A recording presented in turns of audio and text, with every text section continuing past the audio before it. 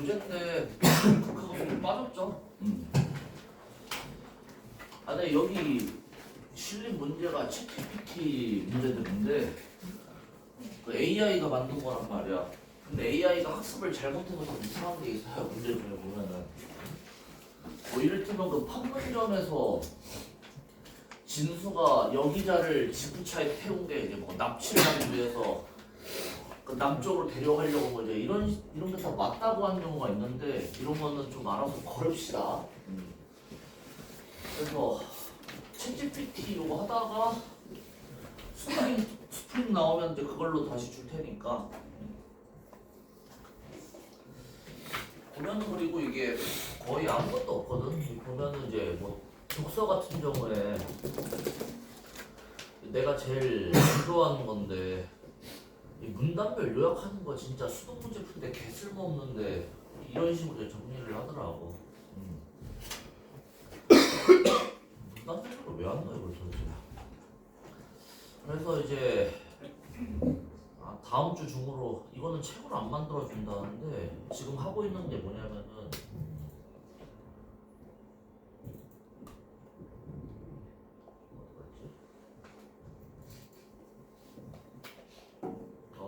이런 게 있어요.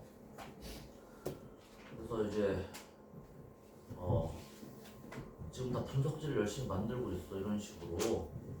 그래서 보면은 내가 생각했을 때 이제 출제 포인트가 무엇인가까지 이제 다 적고 있어. 직보 자료 따로 없이 그냥 이걸로 주면 될 것 같거든. 그래서 이거하고 그다음에 스프링하고 해가지고 마무리하면 될 것 같아요.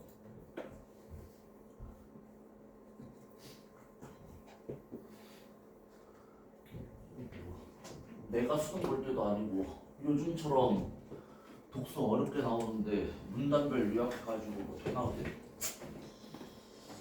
중간에 좀 봅시다. 이제 2개 남았지? 인문예술하고 그다음에 뭐야 거기 사회문화. 여기 구지분하면은 우리 이제 진도 다 나가는 거고 그 다음부터 이제 다시 우리 제일 처음 시작했던 고전 시간부터 해가지고 다시 한번 쭉 돌아보도록 합시다. 시험 범위가 되게 적어서 너희는 금방 할 수 있을 것 같아요. 학교에서는 진도 다 나갔나? 아직 진도도 안 나왔어요? 이것도 지금 학교에서 안 했어 그러면? 저야 했어요. 아 너희는 했어? 너희가 진도가 빠른 편인가? 아니요. 저희 독서 먼저 했어요. 아 독서를 먼저 했어요?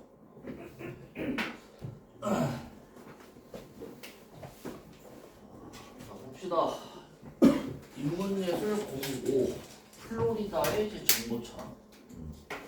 요거 이제 인문예술 지문이잖아. 인문예술 지문 읽을 때는 어떤 식으로 읽으면 좋다라고 그랬어. 인문예술 지문 특징은 이제 무슨 어떤 이론이라든지 아니면 철학자, 사상가가 딱 나온단 말이야. 여기서 이제 플로리디가 나오죠. 그럼 이제 우리는 이 사람 핵심 주장을 파악하고 그리고 이 사람 주장이 재진술되는 양상을 살펴보면서 글을 읽어주면 된단 말이지. 자 봅시다. 그러면은 철학자 플로리디에 따르면은 현대는 컴퓨터과학과 정보통신기술의 영향으로 세계에 존재하는 모든 것이 정보로서의 의미가 있으며 정보로 해석되는 시대가 되었다. 이게 이제 플로리다가 생각하는 현대 사회죠. 존재하는 모든 것이 정보로서의 의미가 있으며 정보로 해석된 시대가 되었다. 그리고 오프라인과 온라인 사이의 경계도 무너지고 있다. 우리가 사는 세계 속의 경험은 더 이상 로그인된 정보 세계와 로그아웃된 물리 세계의 경험으로 구분되지 않는다. 이게 이제 이거 재진술이에요. 맞지? 같은 내용인데 여기서 파악해야 되는 거는 얘가 지금 정보하고 어떤 개념을 서로 대비하고 있어. 정보하고 물리라는 개념이 지금 여기에서 서로 대비가 된다라는 거. 이거는 이제 너희들이 여기서 캐치를 해줘야겠죠. 그렇지? 자, 오늘날 우리의 물리적 몸은 오프라인 공간에 있지만 우리는 또한 데이터의 형태로 클라우드, 소셜미디어 공간에도 존재하며 데이터, 뭐가 재진술된 거예요? 데이터 정보. 형태로 클라우드 소셜미디어 공간에도 존재하며 스마트폰과 같은 휴대용 전자기기를 통하여 언제나 온라인과 연결되어 있다. 결국 이것도 뭐의 재진술이야? 몸은 오프라인 공간에 있는데 정보의 형태로 언제나 온라인과 연결되어 있다. 오프라인과 온라인 사이의 경계도 빠르게 무너지고 있다. 경계가 거의 없다는 얘기예요. 그렇지? 자, 다음에 이제 이처럼 플로리다는 우리가 사는 생활 세계가 본질적으로 정보적인 속성을 지닌 것으로 변했다고 본다. 우리가 사는 생활 세계 뭐가 재진술된 거야? 오프라인, 물리 세계, 생활 세계 다 같은 얘기란 말이야. 이게 본질적으로 정보적인 속성을 지닌 것으로 변했다. 결국에는 로그인된 정보 세계 속성을 지닌 것으로 변했다. 다시 얘기해서 로그인된 정보 세계랑 로그아웃된 물리 세계가 거의 구분이 되지 않는다. 이거 그냥 계속 끝까지 다 재진술되는 거 아니야? 그치? 다 파악되죠? 정보, 데이터 같은 개념이고, 그 다음에 물리 세계, 생활 세계 이런 얘기도 같은 개념이고요. 어렵지 않지? 첫 문단. 다시 두 번째 거 봅시다. 이러한 변화로 인간의 자기 이해와 인간이 세계와 맺는 상호작용의 방식도 변화되었다. 플로리디는 많은 측면에서 인간이 자신을 독립적인 존재라기보다는 인간이 자신을 독립적인 존재라기보다는 상호 연결된 정보적 유기체인 인폭으로 이해한다. 그러니까 이게 아니라 이걸로 본다는 거죠. 독립적인 존재가 아니라 상호 연결된 정보적 유기체인 인폭으로 스스로를 이해한다. 그러니까 여기 이제 자기 이해랑 세계와 맞는 상호작용 방식이 변화했다는 건데 그 중에서 이제 자기 이해 부분이야.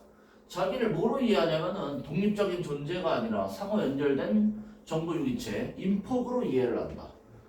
자, 그래서 인폭으로서의 인간은 다른 생물학적 행위자들 및 공학적 인공물들과 궁극적으로 정보로 이루어진 총체적 환경인 인포스피어를 함께 공유한다.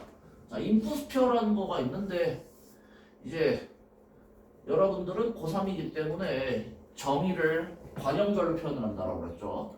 궁극적으로 정보로 이루어진 총체적 환경이 바로 인포스피어의 개념이야. 이거를 다른 생물학적 행위자들, 공학적 인공물들과 공유를 한다. 인포스피어를. 알겠죠? 자, 그리고 인포스피어는 뭐냐? 추가적인 설명. 많은 부분 인간의 개입 없이 수많은 정보 장치들과 알고리즘, 인공지능의 작동을 통해서 정보 처리가 이루어지는 공간이다.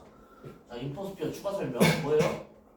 인간의 개입이 없이 수많은 정보 장치들, 알고리즘, 그 다음에 인공지능의 작동을 통해서 정보의 처리가 이루어진다. 자, 그리고 인포스피어는 진짜 물질 세계에 의해 유지되는 가상의 환경이 아니라 정보로서 이해되는 세계 그 자체이다. 물질 세계에 의해 유지되는 가상의 환경이 아니고 정보로서 이해되는 세계 그 자체이다. 라고 되어 있죠. 자, 그리고 인포스피어는 사이버 공간만을 의미하는 것이 아니라 우리가 사는 실질적인 생활 환경 전체를 총칭하는 말로 이해될 수 있는 것이다. 이거 있잖아. 1문단에서 뭐랑 연관이 될 수가 있어요. 지금 보면은 인포스피어가 물질 세계에 의해서 유지되는 것이 아니라 정보 그 자체로서 이해가 된다. 그렇지? 그리고 인간의 개입 없이 정보의 처리가 이루어지고 있고요. 그리고 결론적으로 우리가 사는 실질적인 생활환경 전체를 총칭한다. 그러니까 이게 1문단에서 봤던 물리적 세계하고 그 다음에 이제 데이터 세계, 정보 세계하고 점점 경계가 무너지고 있다랑 연결이 되는 거잖아. 그렇죠? 그래서 우리 인간이 물리적 세계에 살고 있지. 그런데 이제 스스로를 뭐라고 이해를 해요? 정보적 유기체인 인폭으로 이해를 하고 있고, 그리고 얘가 다른 생물학적 행위자, 인공물들하고 공유하는 공간인 인포스피어. 그리고 이 인포스피어는 우리가 사는 실질적인 생활환경 전체를 이야기한다. 인포스피어는 가상의 환경이 아니라 정보로서 이해된 세계 그 자체인데 그게 실질적인 생활 환경이 된단 말이야. 알겠죠? 그러니까 이것도 뭐야? 정보와 물질 경계가 점점 무너지고 있다고.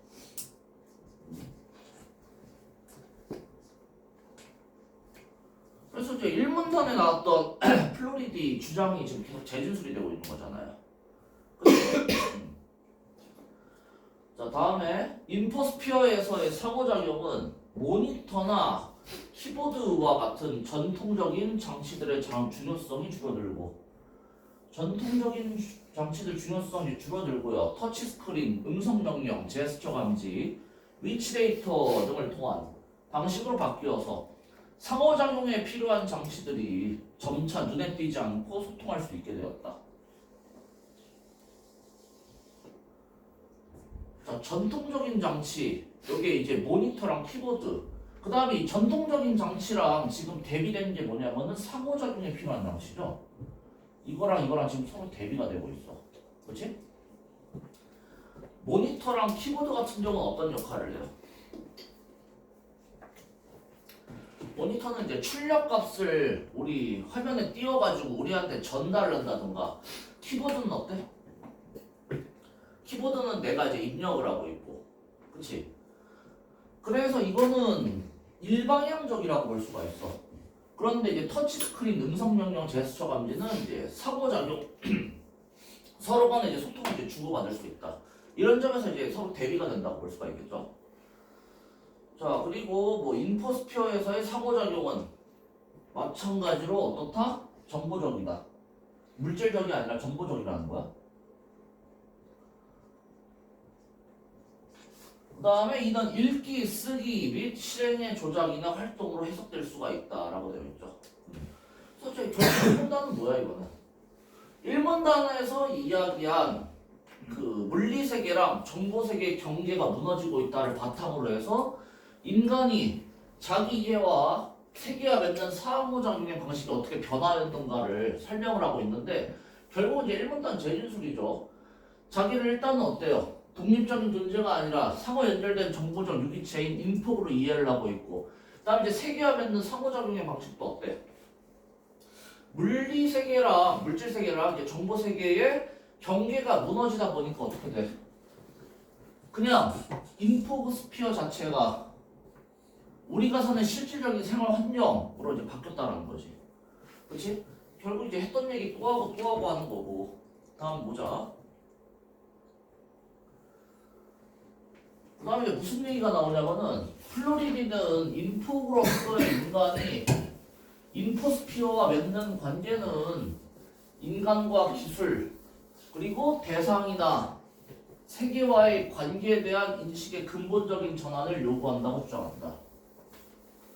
그래서 이제 여기서 봐야 되는 거는 인간과 기술, 대상이나 세계와의 관계에 대한 인식이 어떤 식으로 전환이 되는가, 어떤 식으로의 전환을 요구하는가, 이걸 보면 되거든. 항상 느끼는 거지만 이게 너무 안 좋아요.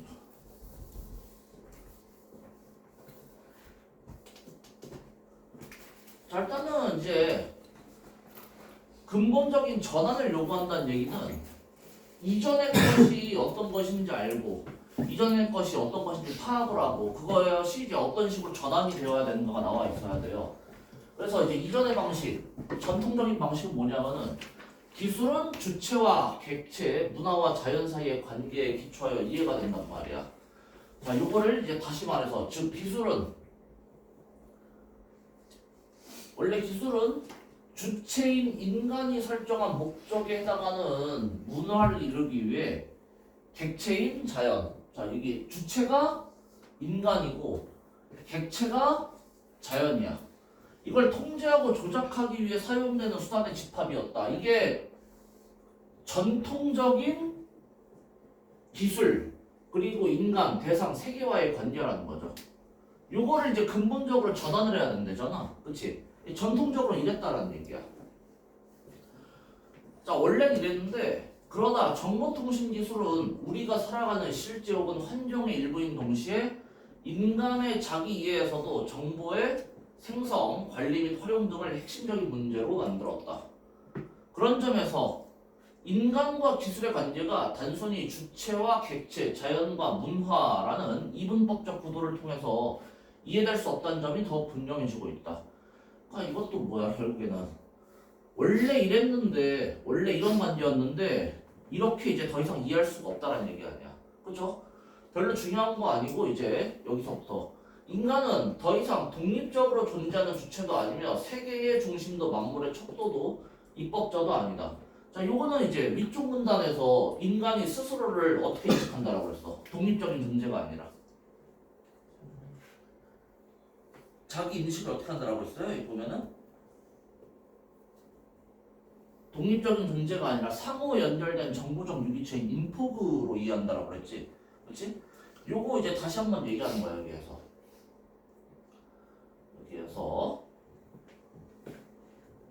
세계의 중심도 만물의 척도도 입법자도 아니고 그냥 이제 다른 대상들하고 연결된 게 인포그라는 거야.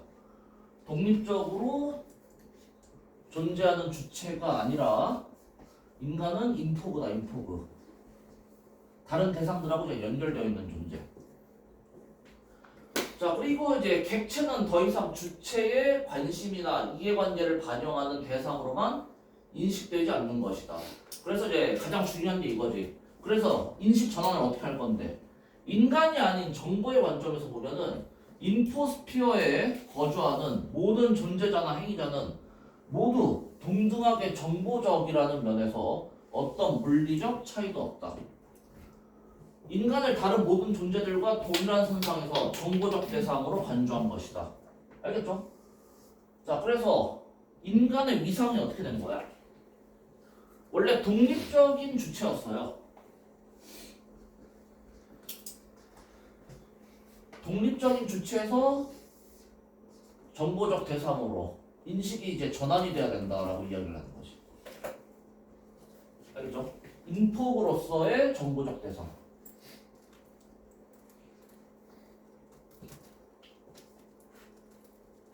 자, 그러니까 이제 주체와 객체의 구분이 사라졌다 이렇게 볼 수도 있겠죠?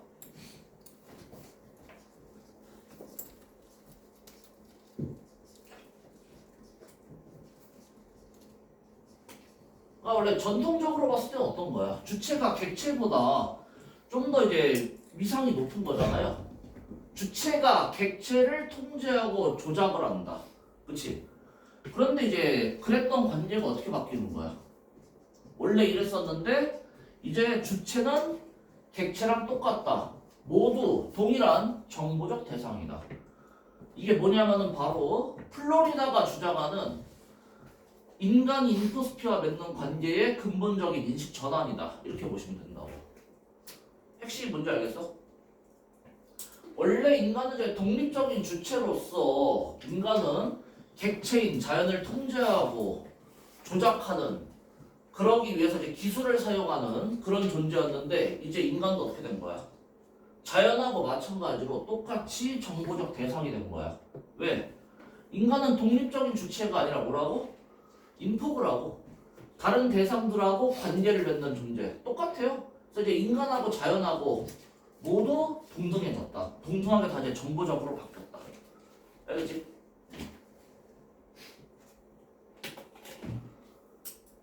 그래서 여기에서 좀 더 나아가면은 이런 식으로 이제 생각을 할 수도 있어. 자, 여기서 이제 주체가 인간이었어. 근데 여기에서는 지금 정보적 대상이라고 되어 있지. 그치? 그러면은 이제 주체가 뭐가 되는 거야? 원래 인간이 주체였는데.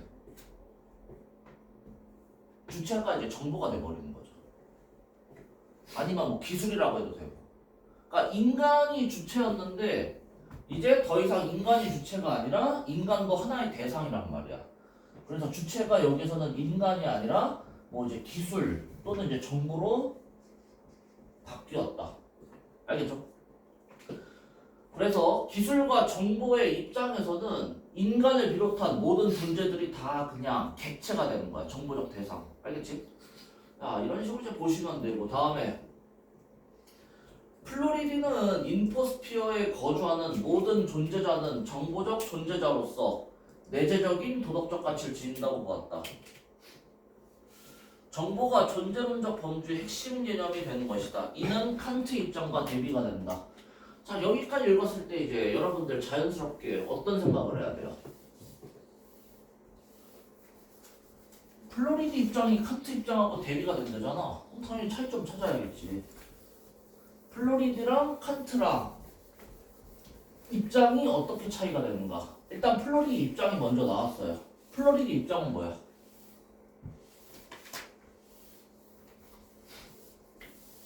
플로리디 입장 바로 앞에 있잖아. 뭐라고 그래? 진짜 미쳐버리겠네. 아.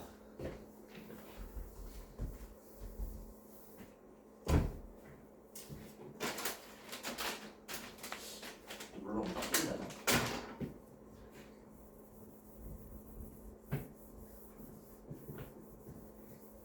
바꿔달라는 걸 안 바꿔주고.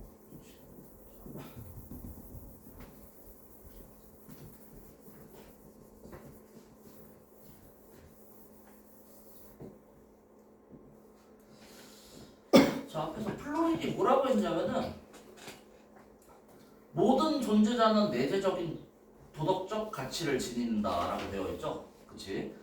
자, 그러면은 이제 칸트는 뭐라고 하는지 봅시다.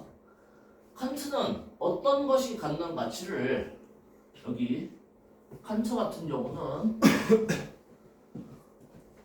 수단으로서 갖는 도구적 가치하고 목적으로서 갖는 내재적 가치로 이제 구별을 한다. 자, 그래서 도구적 가치는 어떤 것이 특정한 목적의 달성 수단으로서 갖게 되는 상대적 가치. 다음에 도구로 사용하는 행위자의 관심이다. 이해관계에 의존하는 우연적인 가치이다. 이에 비해 목적으로서 갖는 내재적 가치는 해당 존재자가 그 자체로 갖는 가치로 결코 침해될 수 없는 절대적 가치이다. 자, 그래서 이제 도구적 가치라는 거는 재진술되면은 상대적 가치가 되는 거고요. 그리고 그것은 또 이제 우연적인 가치, 도구적 가치, 상대적 가치, 우연적인 가치 다 이제 재진술이 되고 있고, 그 다음에 이제 목적으로서 갖는 내재적 가치는 결코 침해될 수 없는 절대적 가치이다. 자, 얘 말 보면은 지금 도구적 가치랑 내재적 가치 중에서 뭐가 훨씬 더 좋은 것처럼 보여. 당연히 내재적 가치잖아. 목적으로서 갖는 내재적 가치. 그치? 플로리디는 그러한 내재적 가치를 모든 존재가 갖는다라고 이야기를 해요. 자, 근데 칸트는 봐봐. 자, 이러한 내재적 가치는 존엄성이면서 오로지 인격적 존재인 인간만이 목적적 존재로서 그러한 존엄성을 갖는다. 차이점 확인되죠? 자, 플로리디는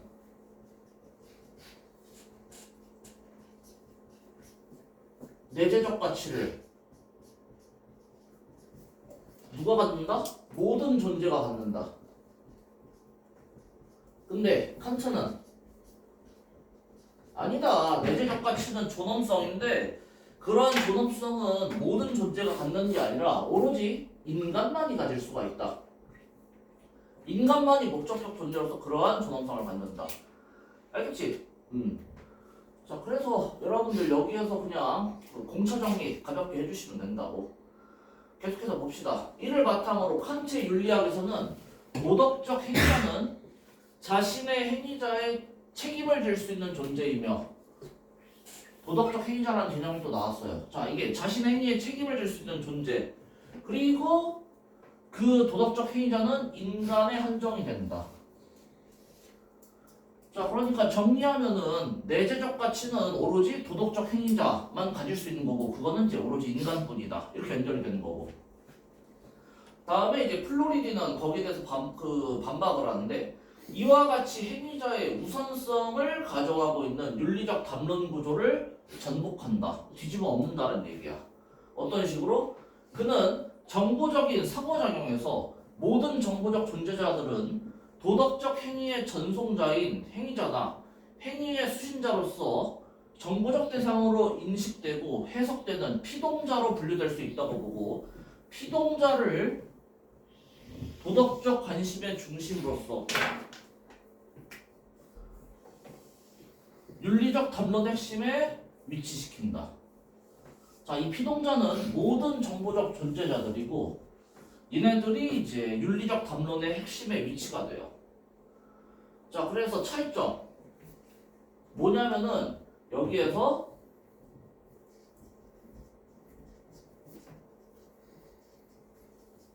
자, 윤리적 핵심을 칸트는 뭐라고 봤어요? 행위자, 능동적인 행위자. 그리고 그게 이제 인간이 되는 거지. 인간만 이제 능동적으로 행위를 할 수가 있는 거고. 그에 비해서 플로리디는 모든 정보적 존재자들을 뭐라 그래? 피동자. 그러니까 행위를 하는 게 아니라 뭐야? 행위의 대상이 되는 거야. 그런 점에서 또 이제 플로리디랑 칸트 입장에 이제 차이가 나타난단 말이죠. 그리고 이것도 있잖아. 앞에서 나온 거랑 앞에 나왔던 내용이랑 연결이 돼요. 원래 인본 철학 지문이 그래.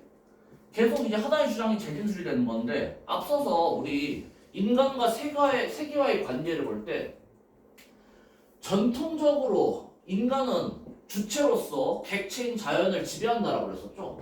그치? 자, 그러니까 주체인 인간이 객체인 자연을 지배한다. 인간은 행위자. 그에 비해서 나중에 인식 전환을 요구한다라고 그랬는데 인식 전환을 어떻게 한다고? 정보의 대상으로 전환한다고 했죠. 정보의 대상이 된다고. 피동자가 된다고. 알겠지? 앞 내용이 그래서 여기서 다시 연결된다 이렇게 보시면 된다고. 알겠어요? 자, 이어서 봅시다. 도덕적 책임을 질 수 있는 행위자의 관점이 아니라 도덕적 책임을 질 수 있는 행위자의 관점이 아니라 도덕적 책임을 질 수 없더라도 행위자에게 도덕적 책임을 물을 수 있는 피동자의 관점에서 설명하려고 한 것이다. 알겠지? 또 차이점. 얘는 도덕적 책임을 질 수가 있다.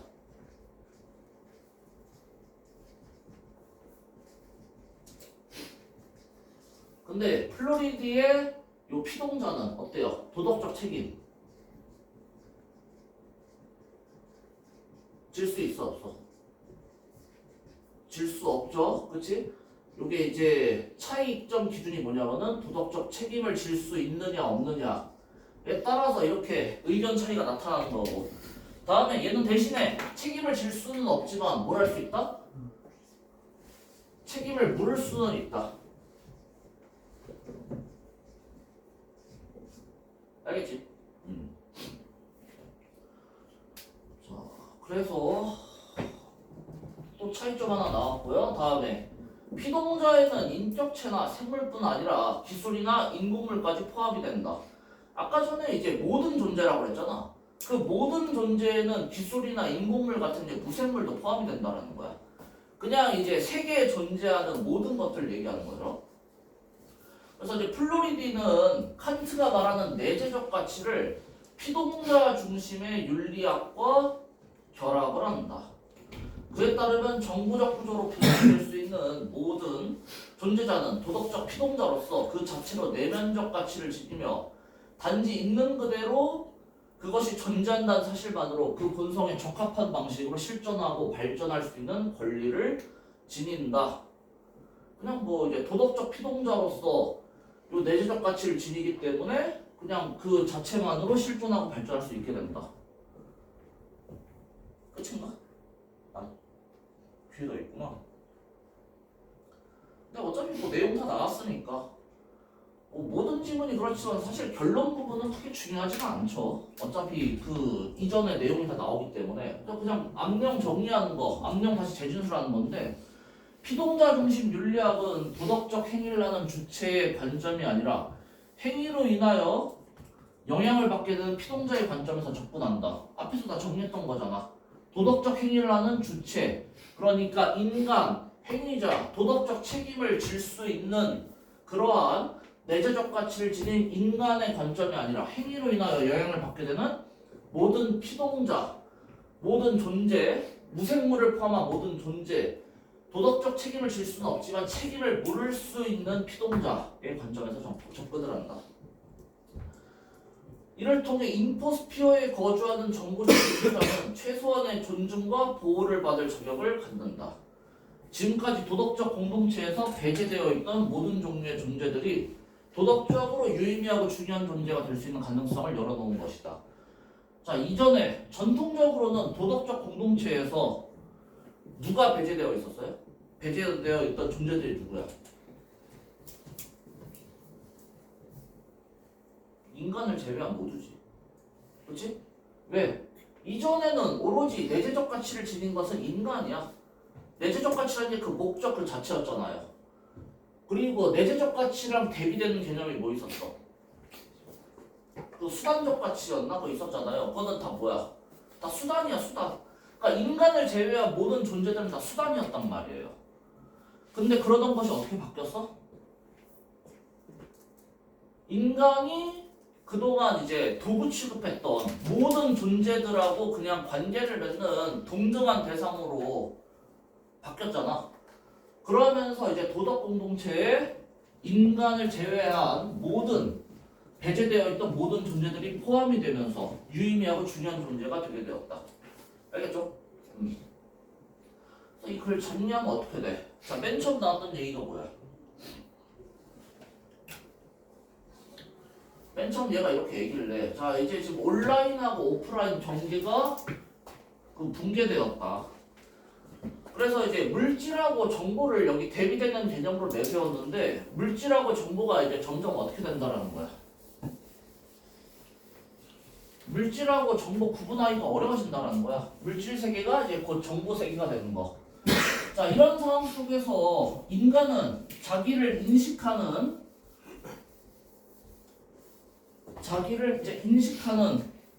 자기 이해 방식이 바뀌었다.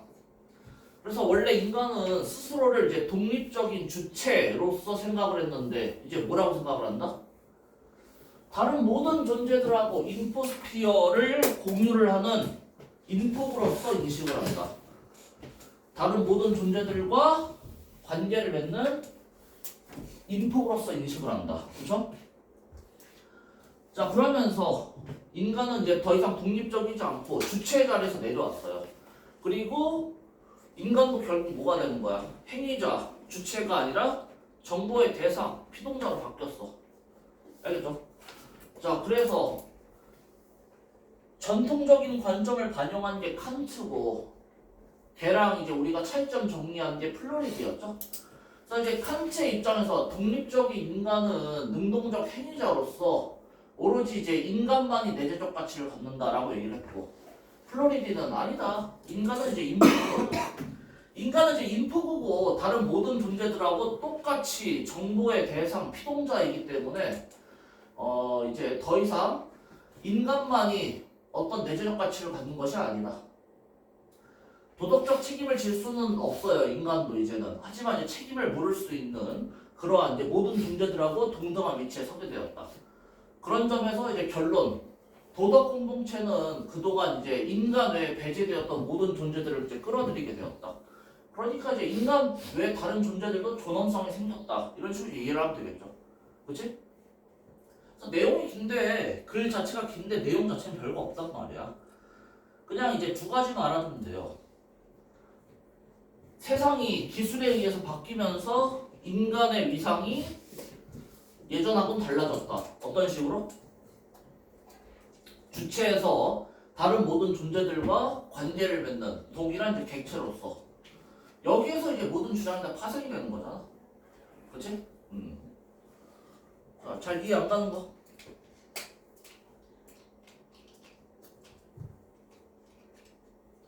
없어요? 오케이, 갑시다.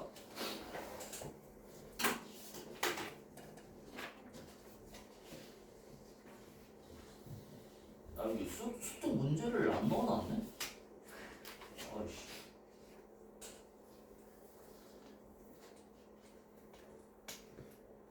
우리 적당히 한 문제 한 5개 정도만 풀고 넘어가자. OX 됐고요. 저기 1019번부터 1023번까지 한번 해봅시다.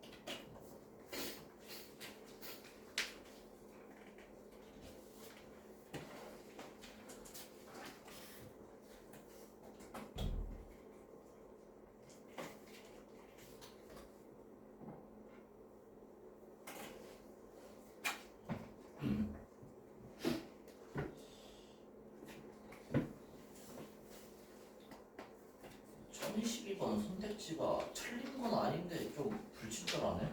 약간 좀 애매한데. 다 했나? 자, 1019번 단 몇 번이에요? 1019번에 정답은 이제 3번 물질 세계에 의존하는 가상 세계가 아니다 라고 했죠. 다음에 이제 1020번 1020번은 3번이죠. 이것도 존재자의 가치를 도구적 가치와 내재적 가치로 구분하는 거는 칸트. 플로리디 같은 경우는 도구적 가치 얘기를 한 적이 없단 말이야. 왜냐면 어차피 모든 존재자들은 내재적 가치를 지니기 때문에. 다음에 이제 21번 몇 번 했어? 5번이죠. 4번 고른 사람들은 선택지 좀 꼼꼼히 보는 연습을 해야 될 거야. 4번 같은 경우에는 도덕적 행위의 대상에 초점을 맞췄다라고 하는데 칸트는 행위의 대상이 아니라 주체죠, 주체. 능동적 행위자에 초점을 맞췄다라는 거. 다음에 이게 좀 애매한데 니네 이거 몇 번 했어? 22번.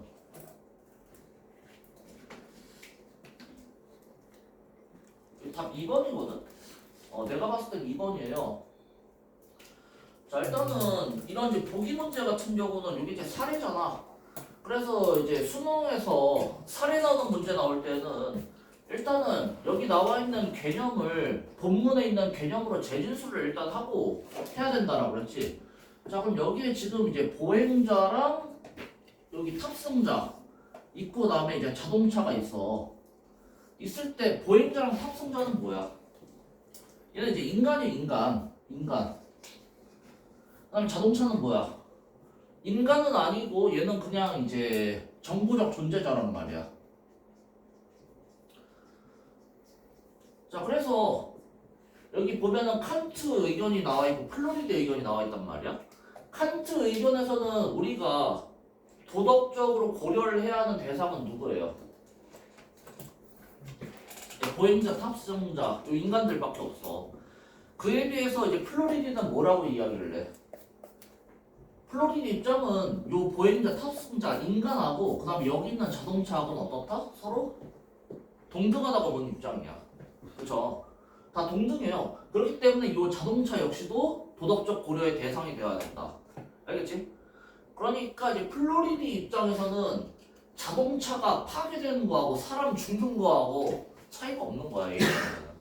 그렇게 봐야 돼. 너네 비문학하면서 항상 한 얘기가 상상하지 말고 그냥 뇌 빼라고 하죠. 하면서 이건 좀 아니지 않나? 이렇게 생각할 필요가 없어. 내 생각이 아니라 이건 플로리디 생각이라고. 알겠지? 너희가 그 내용 정리하는 거 그대로 여기다가 이제 적용을 하면 된단 말이야. 자, 한번 봅시다. 그러면은 플로리디는 자율주행 자동차의 탑승자와 보행자 모두 정보적 존재자로서 도덕적 고려 대상이다. 다 똑같죠? 1번 맞아요. 아 2번에 자 2번이 뭐가 잘못됐어?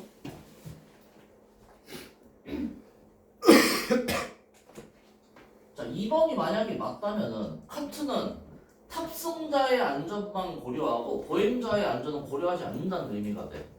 근데 탑승자랑 보행자는 둘 다 뭐야? 둘 다 인간이란 말이야. 그러니까 칸트도 역시 보행자랑 탑승자 둘 다 안전을 고려할 거라는 얘기죠. 무슨 말인지 알겠어? 자, 그래서 요 이제 3번 같은 게 좀 선택지가 불친절한데 뭐 자율주행 자동차 사고 발생 시 도덕적 책임을 질 수 있는 탑승자의 안전을 우선시해야 한다고 주장할 것이다 라고 되어 있지. 이게 지금 비교 대상이 뭐냐면은 탑승자의 안전하고 뭐보다 탑승자의 안전을 우선시해야 되느냐? 이 자동차예요, 자동차. 자동차는 도덕적 책임을 질 수가 없는 인간이 아니잖아, 얘는. 그치? 그러니까 이게 비교 대상이 보행자가 아니라 자동차로 봐야 돼, 이거를. 무슨 말인지 알겠어요? 선택지가 좀 만들어지다 만 것 같아. 그래서 이런 거 보면은 아직 AI가 학습이 덜 돼가지고. 오케이 됐고 그 다음에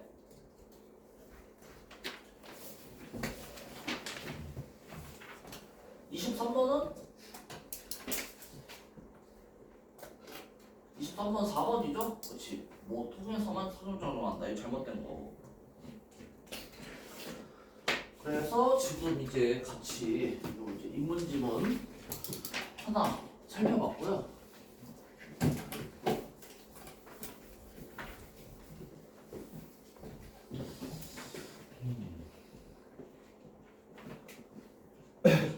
요즘에 이제 그 AI 활용해서 이제 막 문제 만들고 이런 게 많은데 AI가 이제 처음부터 잘하는 게 아니라 얘네가 이제 학습을 통해서 이제 성장을 하거든 얘네도. 그래가지고 이제 처음 AI 요거 다운받았을 때 챗GPT 다운받으면은 얘네가 이렇게 멍청해요.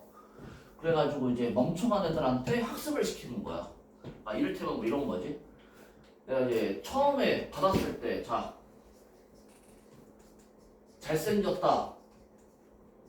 잘생겼다는 동사니 형용사를 딱 물어봐. 아, 너희한테도 한번 질문해 봅시다. 잘생겼다가 동사야 형용사야? 잘생겼다 형용사야? 이거 동사예요. 이게 왜 동사냐면은 이게 2005년인가 이게 문법 개정된 게 있는데 과거 시제 선어 발음이 썼을 때 과거의 의미가 나타나지 않으면은 다 이제 동사 취급을 한다라고 그랬어. 이게 원래 잘생기다잖아 기본형이. 근데 잘생겼다라고 했을 때 이게 과거에 잘생겼다라는 의미가 아니라 지금도 잘생겼다라는 의미잖아요. 과거 의미가 없지.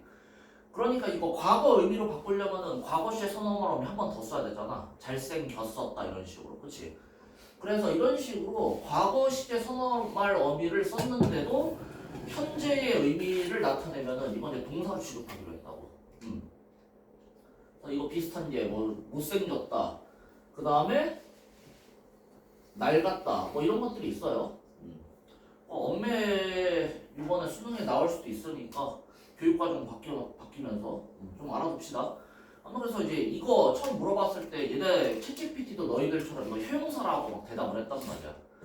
그래서 내가 막 이제 가르쳤어. 아니야 이 새끼야. 봐라. 이러이러하기 때문에 잘생겼다는 동사야. 알겠지? 가르쳤어. 그 다음에 다시 이제 자 낡았다는 동사니 효용사니.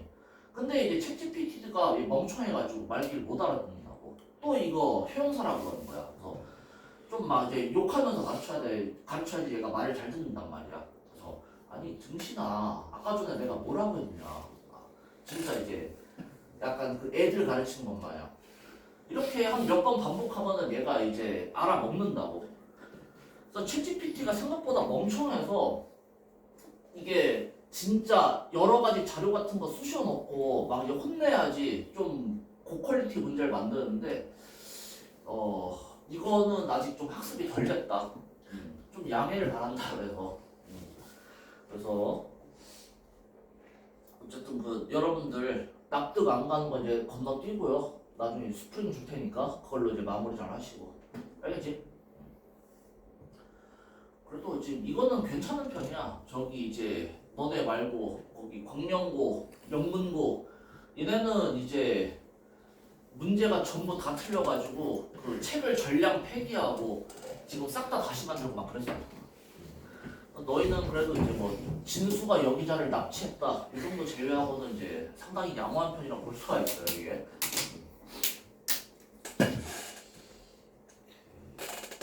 독서 같은 경우는 100발백중도 없어가지고 진짜 풀 게 없거든. 그래서 좀만 양해를 부탁한다라는 거. 그 다음에 이제 사회문화 10 요거를 해야 되는데 이거 중간에 끊기가 애매한데 이거 다 하면 너네 또 너무 힘들 것 같고 오늘 좀 일찍 쉽시다 그러면은.